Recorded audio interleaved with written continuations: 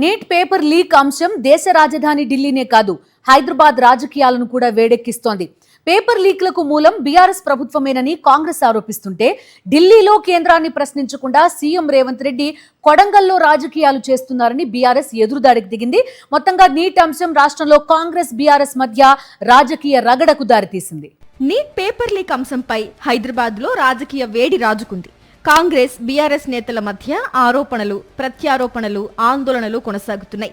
ఆదర్శ్ నగర్ నుంచి ఇందిరా పార్క్ లోని ధర్నా చౌక్ కు ర్యాలీగా వెళ్లేందుకు ప్రయత్నించిన యూత్ కాంగ్రెస్ నేతలను పోలీసులు ఎమ్మెల్యే క్వార్టర్స్ గేటు ముందు అడ్డుకున్నారు. బీఆర్ఎస్ హయాంలో జరిగిన పేపర్ లీక్లపై సమాధానం చెప్పాలని యూత్ కాంగ్రెస్ డిమాండ్ చేసింది. బాప్ ఆఫ్ పేపర్ లీక్ అంటూ బీఆర్ఎస్ పాలనలో జరిగిన పేపర్ లీకేజీలను ప్రస్తావిస్తూ కాంగ్రెస్ నేతలు తీవ్ర విమర్శలు చేశారు.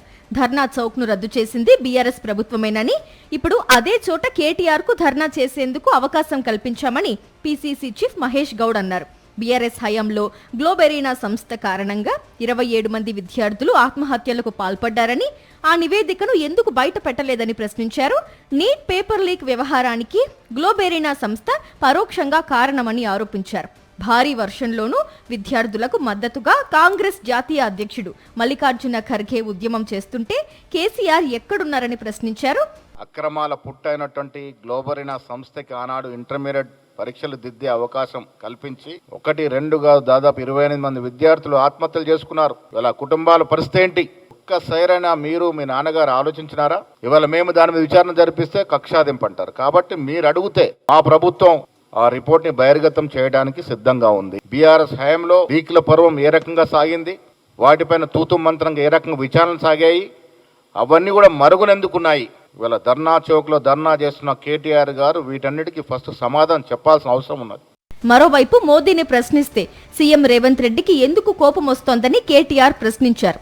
యూత్ కాంగ్రెస్ ను పంపి తమ ఆందోళనను ఎందుకు అడ్డుకున్నారని నిలదీశారు. కాంగ్రెస్ ఢిల్లీలో పోరాటం చేస్తుంటే రేవంత్ రెడ్డి కొడంగల్లో దాక్కున్నారని విమర్శించారు. గ్లోబెరీనా సంస్థతో తనకు ఎలాంటి సంబంధం లేదని, నిరూపిస్తే ఎలాంటి శిక్షకైనా సిద్ధమేనని, కానీ విద్యార్థుల భవిష్యత్తుతో రాజకీయాలు చేయొద్దని కేటీఆర్ అన్నారు. ఢిల్లీలో రాహుల్ గాంధీ పోయి ప్రధానమంత్రి ఇంటి ముంగట కూర్చుంటే ఈ నల్లమల పిల్లి పోయి కొడంగల్లో దాక్కున్నది. ఢిల్లీకి పోలే. పిల్లలను గొడ్డులను కొట్టినట్టు కొడుతుంటే కనీసం స్పందన లేదు నీకు. ఢిల్లీ దాకా పోయి మరి మీ నాయకుడితో కూర్చునే ధైర్యం కూడా లేదు నీకు. ఇంకా మీదికెళ్ళి మోడీ గారిని, ధర్మేంద్ర ప్రధాన్ గారిని ఇవాళ ప్రధానంగా యువత డిమాండ్ చేస్తున్నది. జవాబు చెప్పండి అని చెప్పి మోడీ గారిని, ధర్మేంద్ర ప్రధాన్ గారిని అడుగుతుంటే మన చోటాబాయ్ ఈయనేం అడుగుతుండేరికేనా? కేటీఆర్ తప్పటిదంతా. నీట్ పేపర్ లీక్ వ్యవహారం ఢిల్లీ నుంచి హైదరాబాద్ వరకు రాజకీయ దుమారం రేపుతోంది. కాంగ్రెస్ బీఆర్ఎస్ పరస్పర ఆరోపణలతో రాజకీయ వేడి మరింత పెరుగుతోంది. ఈ అంశంపై కేంద్ర ప్రభుత్వం తీసుకునే నిర్ణయం వచ్చే వరకు ఈ వివాదం కొనసాగే అవకాశాలు పుష్కలంగా ఉన్నాయి.